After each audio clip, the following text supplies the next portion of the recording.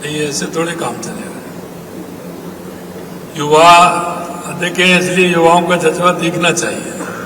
बोलिए भारत माता की, भारत माता की, वंदे वंदे वंदे। आज के सरदार 150 यूनिटी मार्च की इस कार्यशाला में मंच पर विराजमान हमारी पार्टी के यशस्वी प्रदेश अध्यक्ष सम्माननीय मदन राठौड़ जी, कैबिनेट में मेरे साथी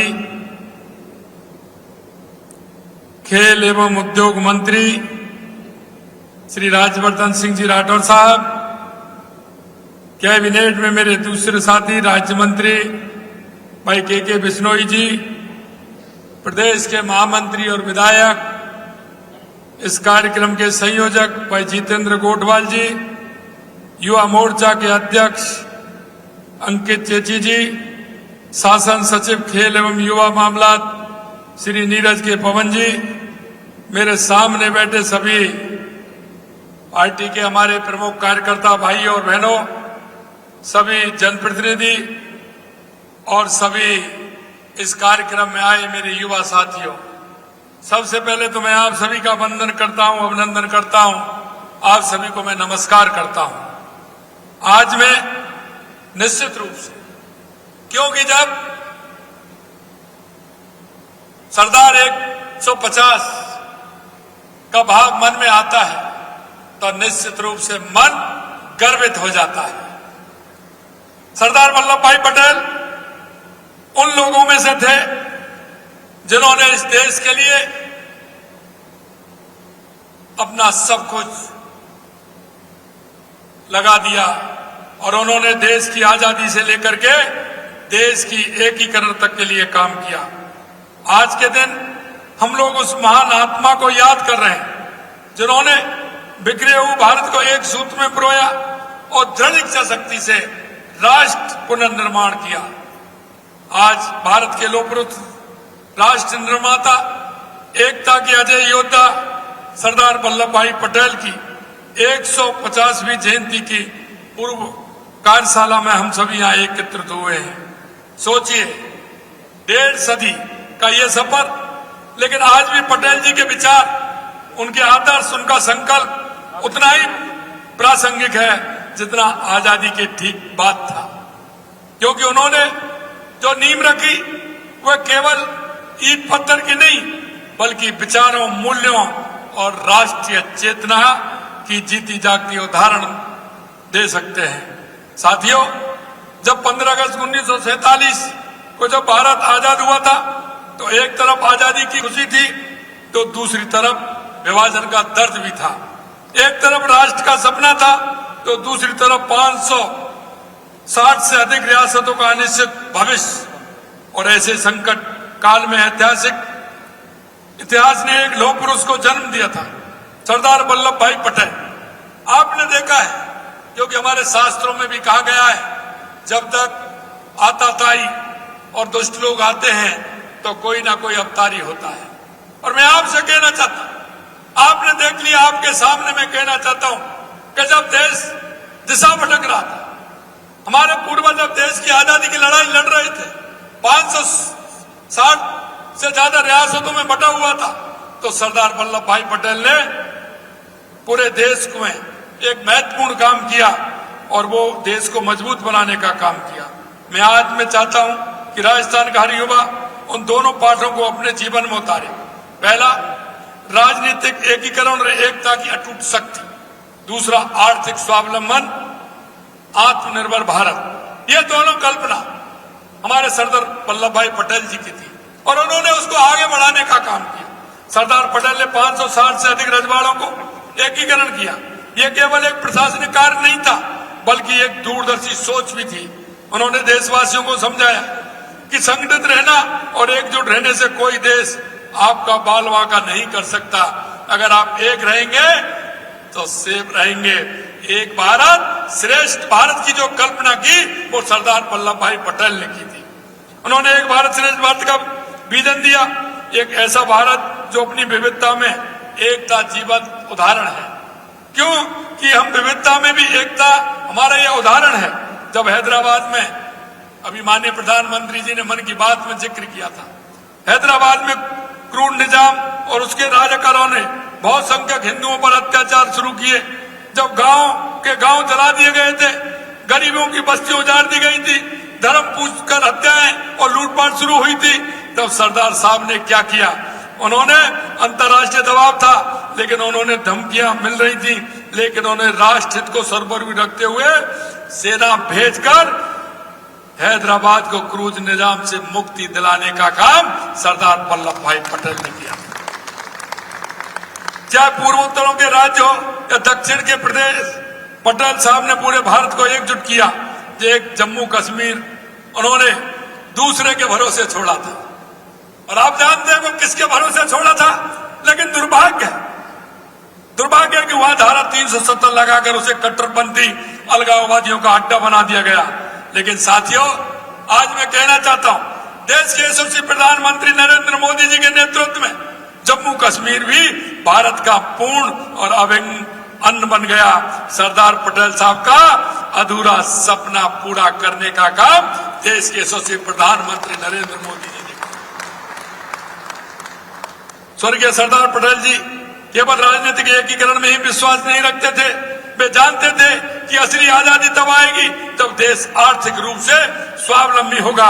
उन्होंने एक स्वावलंबी भारत, आत्मनिर्भर भारत और आत्म संपन्न भारत की नींव रखी। जब अंग्रेजों ने देश के किसानों और दुग्ध उत्पादकों की आर्थिक शोषण शुरू किया, जब किसान कर्ज के बोझ से दबे तले जा रहे थे, तब वे सरदार के पास आए। उन्होंने किसानों को स्वदेशी दुग्ध समिति शुरू करने के लिए कहा, और वहीं से खेड़ा सत्याग्रह की शुरुआत हुई थी। खेड़ा सत्याग्रह की एक ऐसा आंदोलन जो केवल राजनीतिक नहीं बल्कि आर्थिक क्रांति था। उसी सत्याग्रह से आज कह सकते हैं अमूल की नींव पड़ी। आज अमूल दुनिया की सबसे बड़ी दुग्ध उत्पादक सहकारी संस्थाओं में से एक है। यही सरदार पटेल साहब का विजन था, जो विजन चल रहा है। सरदार 150 यूनिटी मार्च राष्ट्रव्यापी जन जागरण अभियान है। मेरे भाइयों, युवा साथी, मैं आपसे यह कहना चाहता हूं, जब हम आने वाले समय में सरदार पटेल जी की 150वीं जयंती मना रहे होंगे, तो केवल उन्हें याद करना काफी नहीं है। हमें उनके आदर्शों को आत्मसात करना होगा, उनके सपनों को साकार करना होगा।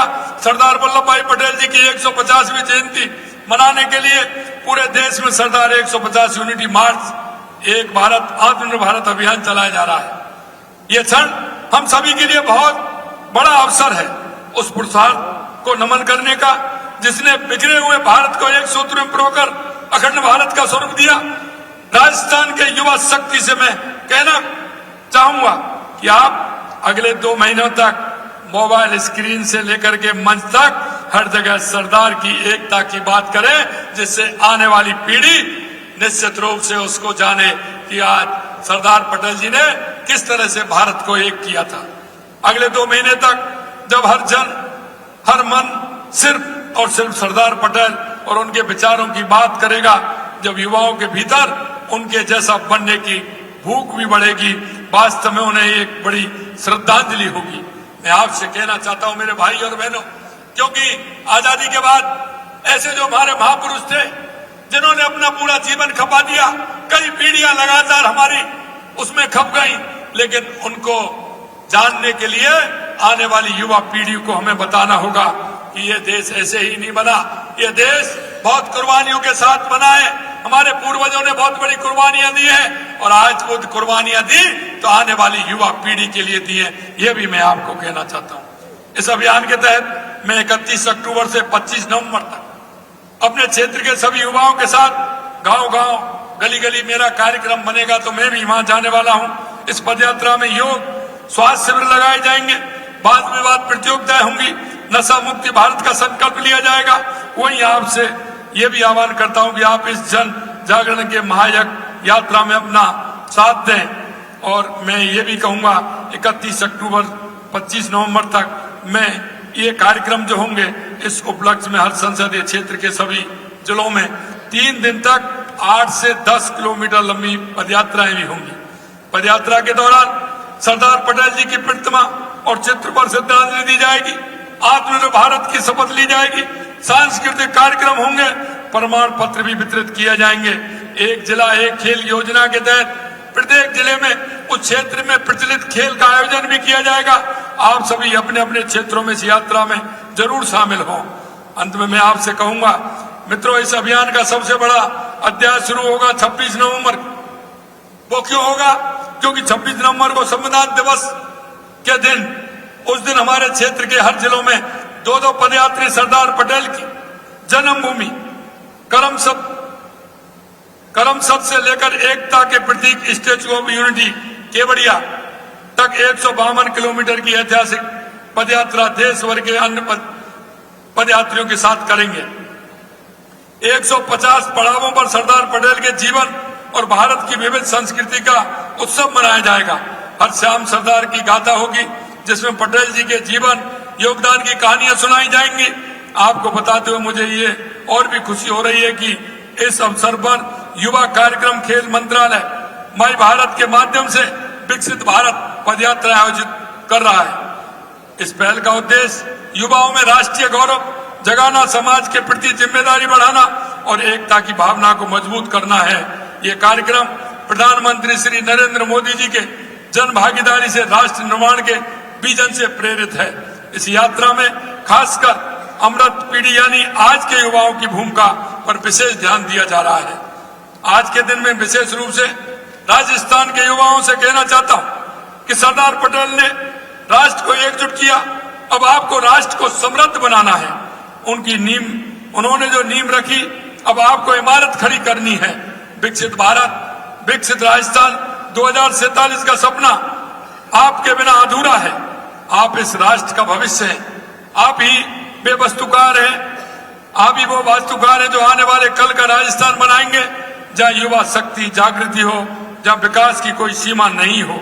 साथियों, राजस्थान सरकार आपके सपनों को पंख देने और आपकी क्षमताओं को प्रज्वलित करने के लिए पूर्णतः प्रतिबद्ध है। पिछले 2 वर्ष में हमने युवाओं के सशक्तिकरण के लिए अनेक नीतिगत निर्णय लिए हैं। ये निर्णय केवल कागजों पर नहीं है, बल्कि जमीन पर क्रियान्वित हो रहे हैं और लाखों युवाओं के जीवन में सकारात्मक बदलाव ला रहे हैं। सरदार पटेल जी ने किसानों को सहकारिता और स्वावलंबन का पाठ पढ़ाया, इसलिए हमने लगातार सहकारिता पर हम काम कर रहे हैं। हमने कहा हमारी सहकारिता की सदस्यता अभियान भी हमने इस वर्ष में प्रारंभ किया है और हमने निर्णय लिया है कि हर ग्राम पंचायत में हमारी सहकारिता की इकाई वहां होगी। आज राजस्थान सरकार उसी भावना से युवा उद्यमियों को आत्मनिर्भर बनाने के लिए प्रतिबद्ध है। आज युवा नौकरी खोजने वाला नहीं, बल्कि नौकरी देने वाला बनना चाहता है। यह सोच में बदलाव, ये पीढ़ी जो हमारी युवा पीढ़ी है, इसको करना है। मैं आपसे यही कहना चाहता हूं, राजस्थान में बहुत आवश्यक, राजस्थान में बहुत गुंजाइश, हर क्षेत्र में गुंजाइश है। मैं युवा पीढ़ी से कहना चाहता हूं कि आप सरकारी नौकरी की तो बात हम करते हैं, लेकिन हम अपना स्वयं का कारोबार किस तरह से प्रारंभ करते हैं और उसको करके हम नौकरी लेने वाले नहीं, नौकरी देने वाले भी हम बने। क्योंकि यहाँ राजस्थान के अंदर उद्योग के क्षेत्र में, पर्यटन के क्षेत्र में, माइनिंग के क्षेत्र में, शिक्षा चिकित्सा के क्षेत्र में बहुत बड़ी गुंजाइश है। इसलिए मैं आपसे कहना चाहता हूँ, हमारी सरकार स्किल डेवलपमेंट के माध्यम से हमारे उन युवाओं को कोर्स कराते हुए, उनको 3-3 महीने का कोर्स कराते हुए हर क्षेत्र में उनकी आवश्यकता है। हमारे युवा आए और अपने रोजगार को भी आगे बढ़ाएं। अब तक युवा उद्यमियों को 1 से 40 करोड़ रुपए के ऋण स्वीकृत किए जा चुके हैं। हम 2 वर्षों में लगभग 91,000 से अधिक युवाओं को सरकारी नौकरी दी है। 1,55,000 के लगभग पाइपलाइन के अंदर है और अधिक पदों की भर्तियां भी निकाली जा रही हैं। मेरे प्यारे भाइयों, युवा साथियों, याद रखिए, आप केवल राजस्थान के नहीं बल्कि भारत के भविष्य हैं। आपके हाथों में विकसित भारत का सपना साकार करने की शक्ति है। आपके पास कोई ऊर्जा है, जुनून है, प्रतिभा है और जो राष्ट्र को नई ऊंचाइयों पर ले जा सकती है। सरदार पटेल जी ने दिखाया कि असंभव को कुछ भी नहीं है। उन्होंने दिखाया कि राष्ट्र हित सर्वोपरि है, तो कोई भी बाधा रास्ते में नहीं आ सकती। उन्होंने दिखाया कि एकता में अपार शक्ति है। और इसलिए मैं कहना चाहता हूं मेरे भाइयों, जिस परिस्थिति में सरदार वल्लभ भाई पटेल जी ने काम किया था, जिस परिस्थितियों में उन्होंने जो निर्णय लिए थे देश की एकता और अखंडता के लिए, वो आप देखेंगे, पढ़ेंगे तो आपको पता चलेगा। उन्होंने उन लोगों जो देश के प्रति किसी भी तरह से वो नेगेटिव थे, उनको किस तरह से एक राह में पुरो करके उन्होंने काम किया था। और मैं आपको यही कहना चाहता हूं, मैं ये कहना चाहता हूं, देश की आजादी के बाद भी आपने देखा हो, अभी 2004 से लेकर के 14 तक आपने देखा कि देश में किस तरह की स्थिति बन गई थी। आपने 4 से 14 में देखा होगा कितना बड़ा भ्रष्टाचार, आतंकवाद, नक्सलवाद, क्या स्थिति हो रही थी। लोग सोचते थे कि आखिर इस देश का क्या होगा, लेकिन मैं आपको कहना चाहता हूं मेरे भाई और बहनों, 2014 के बाद देश के यशस्वी प्रधानमंत्री नरेंद्र मोदी जी ने जिस तरह का काम किया है, चाहे हमारे गरीब कल्याण की योजनाएं हो, चाहे हमारे विकास की योजनाएं हो, आतंकवाद नक्सलवाद का खात्मा हो, या दुनिया में बढ़ता हुआ भारत का सम्मान हो, हर दृष्टि से आत्मनिर्भर भारत बनाने के लिए हम जिस तरह से देश के यशस्वी प्रधानमंत्री नरेंद्र मोदी जी काम कर रहे हैं, मैं आपसे यही कहना चाहता हूं, हमारे युवाओं में जनजागरण अभियान आपको करना होगा। हमारे युवाओं को बताना होगा कि आप इस राष्ट्र के लिए समर्पित भाव से खड़े होकर के राष्ट्र की एकता अखंडता के लिए, आत्मनिर्भर भारत के लिए हमें काम करना है। मैं धन्यवाद देना चाहता हूं इस बात के लिए कि दिवाली से पहले देश के यशस्वी प्रधानमंत्री नरेंद्र मोदी जी ने देश की जनता को एक तोहफा दिया था, जीएसटी कम करके। मैं आपसे कहना चाहता हूं, आपने घर घर जो अलग लगाई, एक एक दुकान पर आप लोग सब गए और आपने जो एक जीएसटी का एक सभी दुकानदारों पर जाकर के आज देख सकते हैं कि कितनी बड़ी दीपावली के अंदर लोगों में खुशियां और आत्मविश्वास रहा है और कितनी बड़ी खरीदारी हुई है। ये आप सबकी मेहनत है। जिस तरह से देश के यशस्वी प्रधानमंत्री नरेंद्र मोदी जी ने जीएसटी कम करके आम जन को राहत देने का काम किया, व्यापारी को राहत देने का काम किया, आज आपके सामने है। और मैं आपसे यही कहना चाहता हूं, स्वदेशी अपनाएं, आत्मनिर्भर बनाएं। हमको हर कीमत पर हमारा जो गांव में सामान बनता है, हमारा हर कस्बे में बनता है, कोई ना कोई प्रोडक्ट में तैयार होता है, उसको बढ़ावा देते हुए हमारे देश को आत्मनिर्भर बनाना है। यह मैं आपसे कहना चाहता हूं। आप सभी आए हैं, इस कार्यशाला का स्वरूप जो दिया है, मैं आपसे इतना ही कहूंगा कि आप जिले में जाकर के आपकी कार्यशाला होगी, उन कार्यशालाओं को ठीक प्रकार से करें, उनमें ऐसे युवा साथियों को लगाएं जो अपना समय देकर के इस काम में लगे। ये राष्ट्र का काम है, राष्ट्र को उन्नति पर ले जाने का काम है। ऐसी हमारी माता बहनें भी बैठी हैं, मैं उनसे भी कहना चाहूंगा कि आप भी इसमें लगिए, पूरी तरह से लगिए और इस हमारे देश को आत्मनिर्भर बनाइए।